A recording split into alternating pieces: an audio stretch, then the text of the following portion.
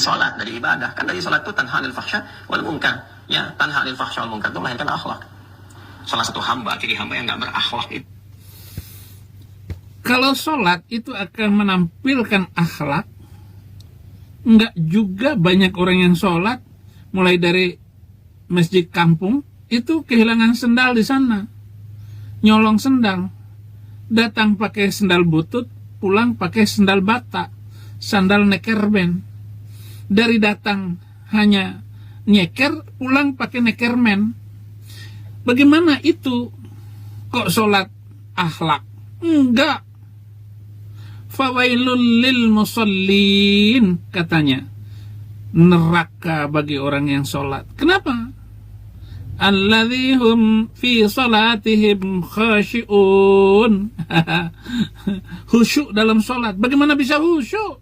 Siapa yang khusyuk dalam sholat? Kamu, Adi Hidayat. Enggak bakalan. Kamu tetap mikirin handphonemu yang bunyi. Lihat betapa banyak orang menistakan sholat itu sendiri. Dan kamu harus ingat, tidak ada nabi sebelum Nabi Arab itu yang melakukan sholat 5 waktu seperti itu. Jengkang-jengking 5 kali sehari, apalagi pakai toa. Yang nggak ada, jelas nggak ada karena toa belum ada. Nggak ada yang teriak-teriak kayak begitu. Apalagi asyhadu an la ilaha illallah, asyhadu anna muhammadar. Bagaimana menyaksikan Muhammad? Katanya Adam itu Islam, Ibrahim Islam. Lah bagaimana syahadatnya? Sholat itu bukan tanda orang berakhlak. Kamu tahu nggak yang nama Muhammad dalam penjara? Hampir 10% itu nama Muhammad semua. Penting-penting amat nama Muhammad. Oh, ada Ustadz Ayub yang satu penjara dengan saya. Tapi bandar narkoba. Imam masjid di dalam penjara, tapi bandar narko. Ada 5 bandar narko di dalam penjara itu. Ya, 2 kamar itu milik orang Kristen, yang 3 kamar orang Islam, termasuk si Ayub ini. Ustadz Ayub, dipanggil Ustadz Ayub, tapi nyedot narko setelah sholat. Nah, blok B di penjara kelas 2 itu untuk pesantren. Ada blok pesantren di dalam penjara itu. Nah, kalau blok pesantren itu, blok B itu nggak boleh orang Kristen. Di luar itu harus yang lain. Tetapi blok B itu pesantren, Muslim semuanya. Ayo coba kalapas. Jangan begitu modelnya. Model kalapas siapa sekarang Tangerang kelas 2 itu. Sholat. Tapi hanya permainan. Al-Anfal ayat 35, surat ke-8 ayat 35. Makana sholatuhum indal bait illa muka'a wa tasdiyah fadhukul alab. Sholat mereka di sekitar Baitullah itu tidak lain kecuali siulan dan tepu tekan tangan. Maka rasakan azabmu karena kekafiranmu itu. Kenapa kafir kamu, Adi Hidayat?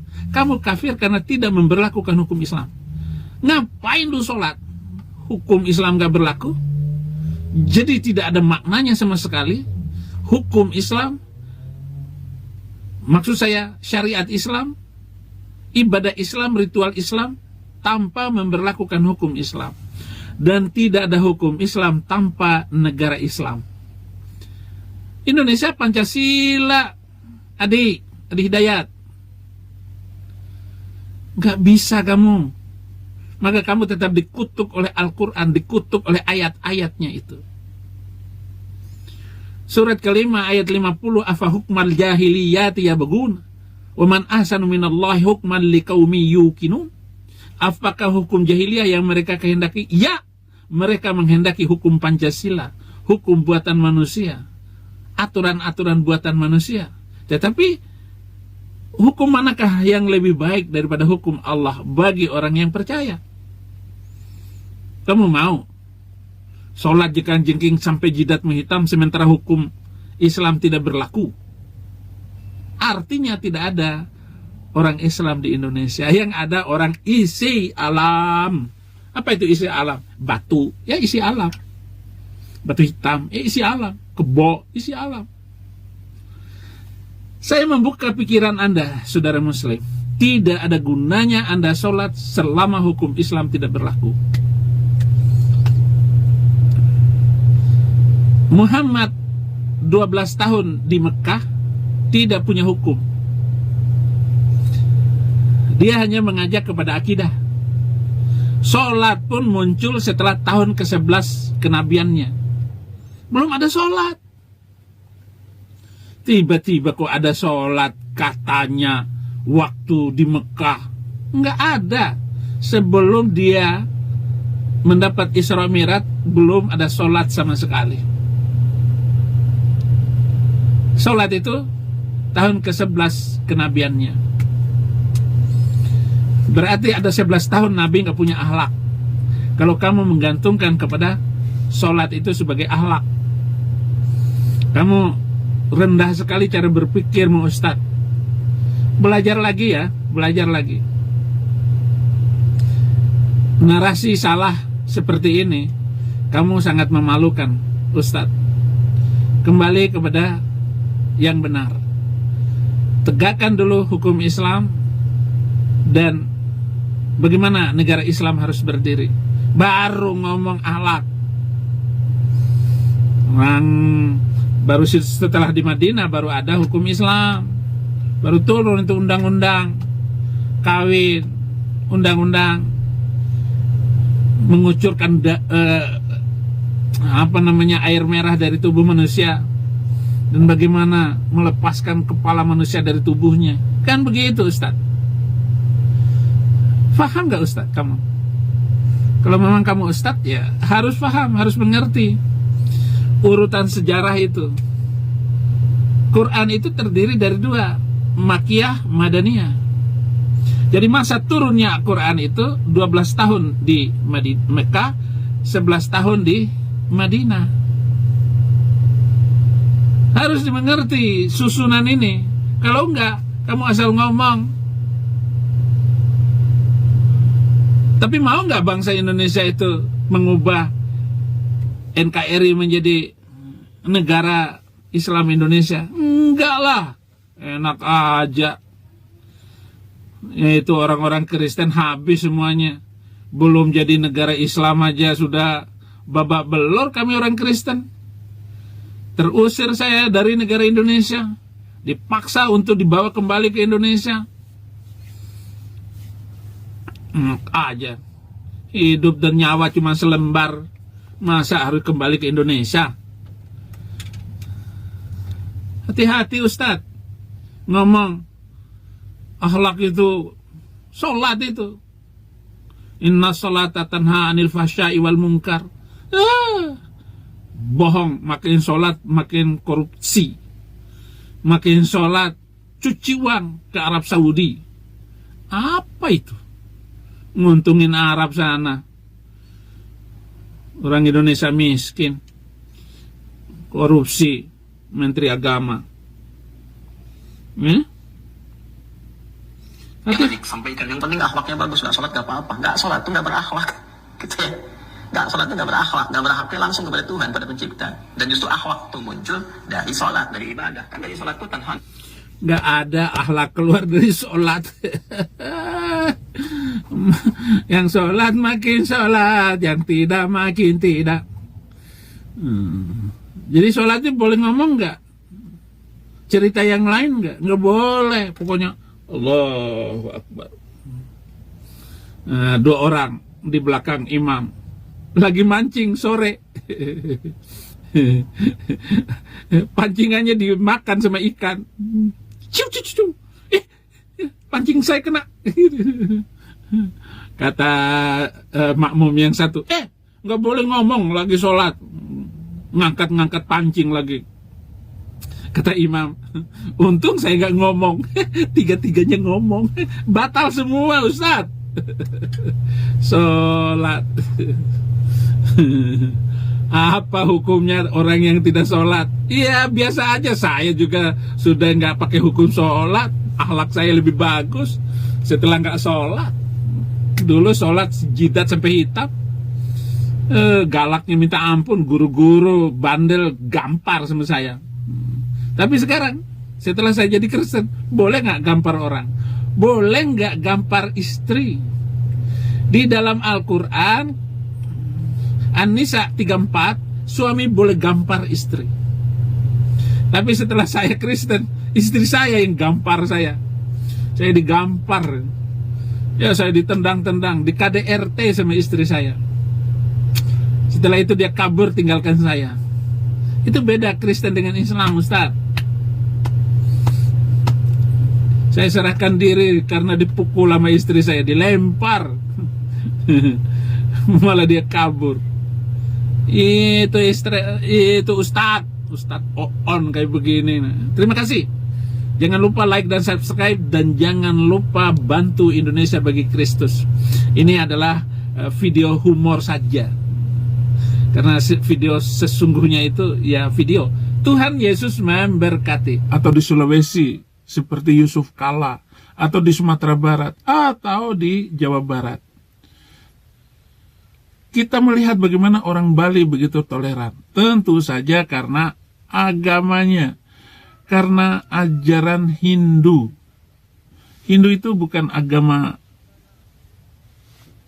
misi, bukan seperti Kristen dan Islam, agama misi, agama yang mewajibkan pengikutnya untuk membagi ajarannya, membagi iman, mengajak manusia lain masuk di dalam agama itu.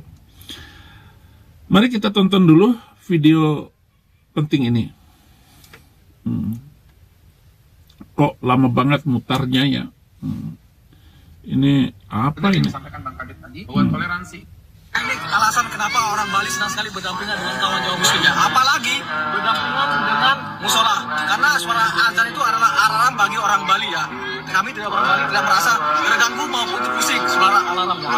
Saat ini karena bagi orang Bali suara azan itu adalah alarm di pagi hari maupun di sore hari. Salam cinta damai kepada Bang Kadek Tirta. Aduh, videonya keren banget ya. Bang Kadek, makasih. Itu namanya toleransi. Jadi konsep toleransi itu benar yang disampaikan Bang Kadek tadi, bahwa toleransi itu adalah membiarkan, bukan membenarkan. Saya ulangin ya, membiarkan bukan membenarkan. Jadi membiarkan orang melakukan keyakinannya. Ya mungkin ada kalanya kita harus ngalah-ngalah dikit itu ya. Membiarkan. Jadi Bang Kadek membiarkan tuh masjid itu berdering dengan suara adzannya. Bahkan Bang Kadek tadi menyatakan keren banget ya, malah senang karena ada. Ya, bagus pendapat kamu membiarkan itu toleransi. Tetapi apakah Nabi Lot baginda dulu membiarkan orang Yahudi dan orang Kristen? Ini saya ulang-ulang. Nggak dibiarkan. Bahkan harus membayar jizyah. Jizyah itu pajak pungutan liar yang dilakukan oleh Nabi terhadap orang Yahudi, orang Kristen, dan suku-suku kecil. Itu namanya jizyah. Tapi akhirnya juga dibantai habis sama Nabi Lot. Jadi begitu Ustadz. Nabimu mengatakan, lakum dinukum waliyadin. Bagimu agamamu, bagiku agamaku. Tetapi kenapa mewajibkan mengambil pala orang?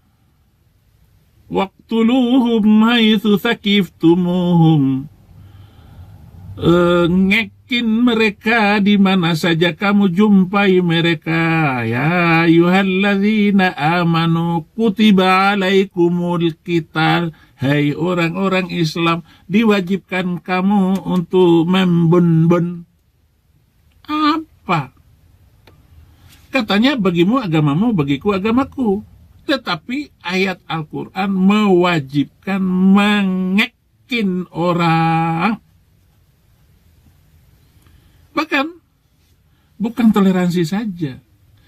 Innal kafiruna najasun. Sesungguhnya orang kafir itu najis. Jadi kalau ada orang Bali tadi ngomong seperti itu karena dia nggak tahu ajaran kamu, Dul Komeng. nggak tahu ajaran kamu. Coba kalau tahu. Serem hidup di tengah-tengah. Kamu tahu nggak keruntuhan kerajaan Mataram? Lalu lari sampai ke timur, dikejar habis. Sampai ke Gunung Tengger, Banyuwangi. Nggak selesai, dikejar terus oleh Muslim. Sampai tinggal di Bali. Sampai di Bali. Itulah sisa Hindu di Indonesia yang toleran dan damai. Jadi kalau Kadek tadi hidup bersama, karena dia nggak tahu ajaran kamu. Coba kalau seperti saya, tahu persis itu ajaran.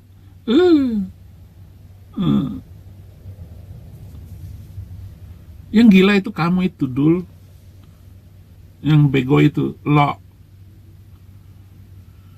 Pintar ngomong doang. Nggak pintar merasa.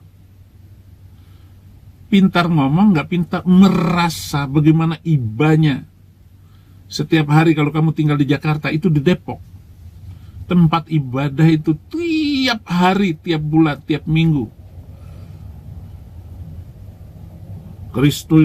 Kasus ini, ada orang meninggoy, mau mengadakan misa. Ketua RT melarang.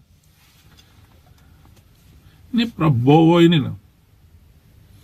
Manusia, benar-benar ini Prabowo. Gak punya mental benar kamu.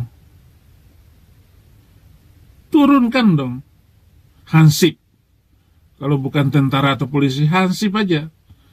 Masa ketua RT membawa Hansip lalu mengajak polisi bahwa kita mau gerebek tempat ibadah misa orang meninggoy di Bandung. Memang sarang kejahatan itu Jawa Barat. Karena di sana dulu ada Kartosuwiryo. Ada tokoh-tokoh Muslim. Orang-orang yang intoleran. Itu Bandung. Dan Ustadz yang ngomong ini pasti orang Sunda. Kelihatannya, lidahnya itu. Jawa Barat, barbar. Sumatera Barat, barbar. Nusa Tenggara Barat, barbar. Benar kata Permadi Arya. Nggak salah. Tapi sebenarnya hanya bercanda itu. Indonesia. Permadi, Abu Janda. haram dan lain sebagainya. Membiarkan, tapi bukan membenarkan. Nah, disitulah Bang Kadek bagus tuh. Dia tetap berkeyakinan dengan keyakinan beliau sebagai warga Hindu yang ada di Bali yang penuh dengan toleransi dan cinta kasih. Makanya di dalam Islam juga kurang lebihnya sedemikian banyak sekali ya. Kalau kita lihat ayat-ayat toleransi, misalnya surat Al-An'am 108. Qala tasubul ladina yad'una min dunillah. Janganlah kau mencaci sesembahan Tuhan orang lain. Ditakutkannya mereka akan mencaci Tuhan kita, Tuhan Allah. Fayasubullah adwan bighairi ilm, dengan kebencian tanpa ilmu. Jadi kita nggak boleh mencaci agama orang lain. Dan saya minta maaf juga buat teman-teman kalau ada orang Islam oknum-oknumnya yang mengucapkan kata-kata yang apa? Siapa kamu yang minta maaf? Nggak dihitung kamu. Prabowo saja minta maaf nggak dihitung. Jokowi saja nggak pernah minta maaf. 10 tahun gereja diberantakin. Nggak ada lagi harapan kita untuk membangun hidup toleransi dan damai itu. Siapa yang bisa? Elit politik Indonesia adalah orang-orang yang mempermainkan agama apa saja untuk dijadikan bahan olok-olok. وَقَالُوا يَا أَيُّهَا الَّذِي نُزِّلَ عَلَيْهِ الذِّكْرُ إِنَّكَ لَمَجْنُونَ.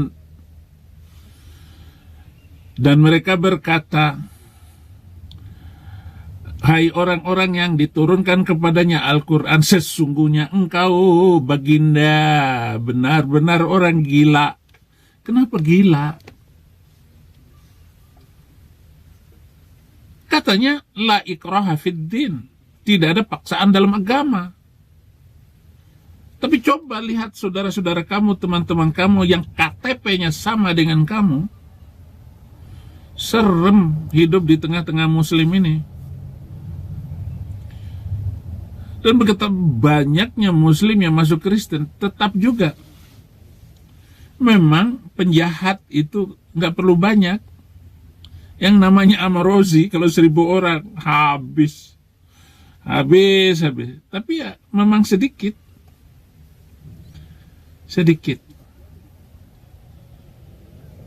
Dalam Kristen, bagaimana kebaikan yang sedikit diperbesar, bukan kejahatan, keburukan yang sedikit dibesar-besarin. Nah, ini Islam adalah kejahatan yang dibesar-besarkan, yang diwajibkan untuk disebarkan ke seluruh dunia. Baca nggak kamu ayat-ayat Al-Quran itu, Ustadz? Surat ke-8 ayat 60, surat ke-8 ayat 67, surat ke-8 ayat 12, surat ke-9 ayat 28, 29, surat kedua, surat sapi betina, 191. Coba baca 216. Serem semuanya. Atau kalau kuat baca 300 ayat yang saya usulkan kepada Departemen Agama untuk tidak diajarkan lagi di pesantren dan perguruan tinggi Islam. Teman-teman saya, seleting saya, yang sekarang rata-rata sudah umur 60-an tahun, siapa berani ngomong kepada saya, atau masuk ke room saya, atau berbicara dengan saya? Tunggang langgang, malu mereka menyaksikan setiap video saya atau VT-VT saya di TikTok, bahwa apa yang saya katakan itu, saya bukan orang gila. Benar-benar gila. Ya sudah, gila sendiri aja kamu, Mamat, Baginda. Jangan ajak-ajak saya. Itu sebabnya saya keluar, tinggalkan keyakinan itu, karena memang gelo. Ulaika humul gelo. Mereka itulah orang-orang gila. Ya kamu juga, Ustadz, semua. Ya kalau kamu nggak gila, ya memang nggak ikut ajaran itu. Bagaimana manusia dipaksa untuk mempercayai dongeng-dongeng, percaya dengan ajaran, main-main lempar setan pakai batu, tung, main-main lempar-lemparan, kemah-kemahan, lari-lari anjing. Inna safa wal marwata min sya'airillahi abada. Sesungguhnya Safa Marwa, bukit itu awal mula syariat dimulai. Orang gunung lari ke sini 7 kali. Katanya itu Hagar mencari air untuk anaknya Ismail. Kalau kamu menemukan data bahwa Ismail dan Hagar pernah datang ke Arab, nggak ada cerita, bohong, ngarang, dipaksa untuk percaya bahwa itu adalah kata-kata dari Allah. Bohong, masa Allah bohong? Allah SWT bohong? Nah, Safa Marwa itu larilah Hagar ini ke sono kemari, nggak ketemu air. Ma'el tendang-tendang pasir, keluar air Zam-Zam. Ngakak. Ma'el padahal tidak pernah ada di dalam sejarah Ibrahim, Ismail, dan Hagar, Ishak, Sarah pernah datang ke Arab. Lalu dikatakan bahwa Baitullah itu yang membangun Ibrahim wa Ismail wa apa? Oh, nggak ada Ishaknya. Ibrahim dan Ismail. Dari mana bisa dipercaya seperti itu? Maka pantas aja orang-orang waktu itu bilang seperti itu. Wa qalu ya ayyuhalladzi nuzzila alaihi dzikr innaka lamajnun. Pantas orang kan mengatakan Mamat gilo. Mamat gilo, saudara. Waduh, banyak sekali cerita-cerita dongeng halusinasi. Cerita orang MPD yang begitu percaya dengan dirinya sendiri. Padahal kebiadabannya itu terbukti dengan sungguh-sungguh. Baik dengan Quran maupun dengan hadis yang dia ucapkan, yang diriwayatkan 200 tahun kemudian. Sehingga banyak sekali kebohongan-kebohongan terjadi di dalam hadis itu, dan banyak hadis-hadis yang dibuat sedemikian rupa palsu. Itu saja, saudara-saudara. Jangan lupa like dan subscribe. Saya harus menanggapi video-video ini, ya karena penting. Karena saudara Kristen nggak tahu, saudara Muslim juga nggak tahu, nggak ngerti apa-apa, saudara. Karena bahasa Arab susah. Tidak layak kepada Tuhan sesembahan orang lain, itu jelas bertentangan dengan Quran kami. Dan ada satu poin yang paling bagus, ini saya bacakan ketika beberapa orang kafir Quraisy, salah satunya Al-Walid bin Al-Mughirah, datang dengan rombongannya kepada Rasulullah, dan mereka menyampaikan, ya Muhammad, hai Muhammad, halumma, hai kemari, fal na'bud ma ta'bud. Kamu mau nggak aku nyembah Tuhan yang kamu sembah, tapi wa ta'bud ma na'bud, kamu juga sembah Tuhan aku Muhammad, biar kita damai, kita akur, begitu ya. Nah, ini teman-teman, kemudian turunlah ayat qul ya ayyuhal kafirun, hai orang-orang kafir, la a'budu ma ta'budun, aku tidak akan menyembah apa yang kamu sembah, wala antum a'buduna ma'abud, dan kamu tidak perlu menyembah apa yang aku sembah, sampai akhir ayat. Jadi ayat ini menunjukkan bagaimana konsep toleransi dalam ibadah. Lakum dinukum waliyadin, bagimu agamamu. Congormu itu, saudaraku, Ustadz. Bagimu agamamu, bagiku agamaku. Tapi kenapa praktek kalian itu orang Padang sana ngerusak gereja, orang Sunda ngerusak gereja, orang Sasak, orang Bima ngerusak gereja. Orang Bima ini, orang Bima, orang Makassar, diakui sendiri oleh Yusuf Kalla, dia ngerusak gereja 1967. Bayangkan 1967 sampai sekarang sudah berapa puluh tahun, 40 tahun, 50 tahun yang lalu. Gimana Ustadz kamu mau membenar-benarkan ajaranmu? Oh begini, la tasubbul ladzina, jangan begitu merusak tempat ibadah, dan jangan menghina Tuhannya. Lo sendiri yang menghina, bukan sekedar menghina, babat habis leher orang. Karena sudah berapa kali peperangan dari zaman ke zaman, berapa jiwa yang hilang nyawanya gara-gara agama Arab ini. Agresif sekali, saudara, agama ini. Makanya saya bilang, kita menyerang mereka ini habis-habisan.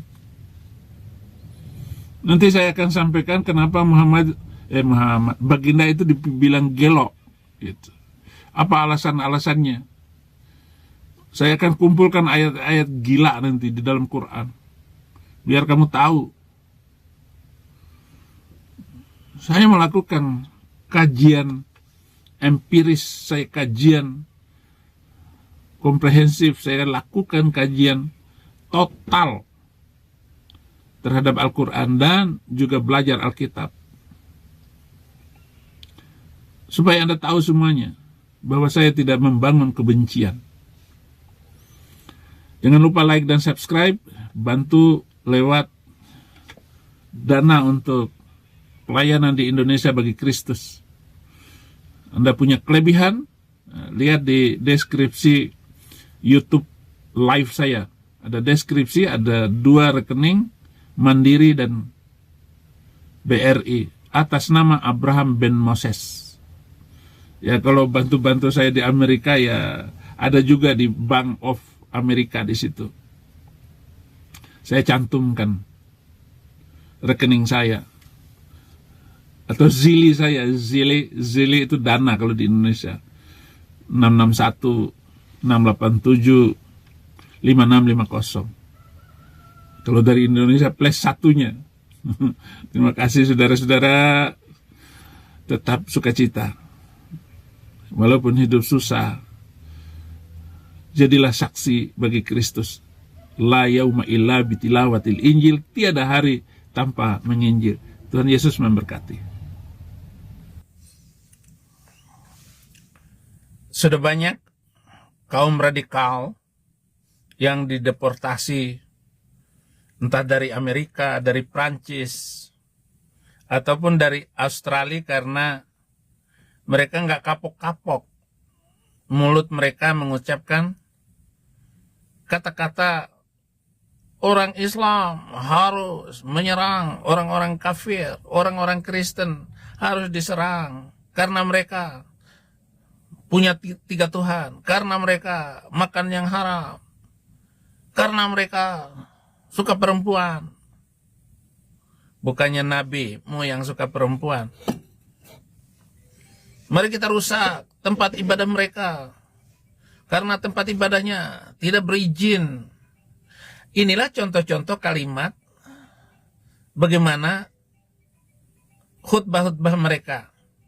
Kalau kita investigasi tempat ibadah dalam upaya bagaimana membasmi radikalisme, itu banyak sekali.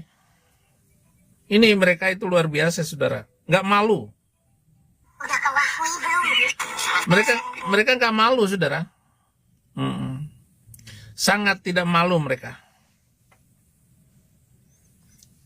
Mereka nggak punya gor. Datang dari Italia setelah Perdana Menteri Italia Giorgia Meloni mendeportasi seorang imam Pakistan yang bernama Zulfikar Khan, berusia 54 tahun dan sudah tinggal di Italia hampir selama 3 dekade. Setelah dia memberikan ceramah di hari Jumat yang isinya, setiap orang Muslim harus melawan orang-orang kafir. Dalam kurun waktu 24 jam, kependudukannya pun dicabut dan dia pun dideportasi. Yo soy Georgia, soy una mujer, soy una madre, soy italiana, soy cristiana, no me lo pueden quitar.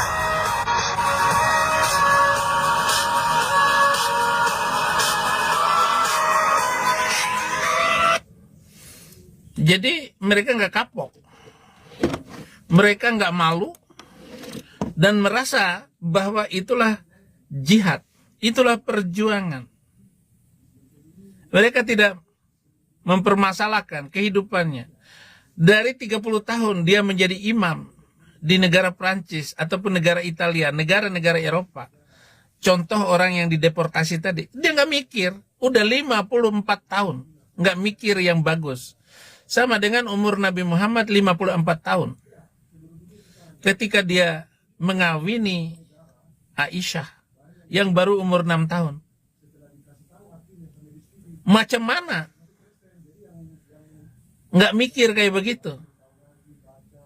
Nggak memikir akibat dari perbuatannya itu. Radikalisme. Dari ada channel New Asia, mereka juga menginvestigasi ratusan imigran yang diyakini penganut radikalisme atau separatisme. Hasilnya 66 imigran diyakini radikal dan dipulangkan ke negara asalnya. Bahkan ada dari Indonesia. Ke 66 orang tersebut, nyaris seperempat dari total 231 imigran yang diawasi oleh Menteri Dalam Negeri Prancis, bahwa ada imigran yang akhirnya dijadikan tahanan rumah atau dimasukkan ke pusat detention center. Nah, inilah yang terjadi, saudara-saudara. Bagaimana menghadapi mentalitas dan moral sama dengan di Australia. Itu sudah banyak yang dideportasi kembali lagi ke negara asalnya. Padahal untuk masuk ke negara Australia, untuk masuk ke negara Amerika ini sulit.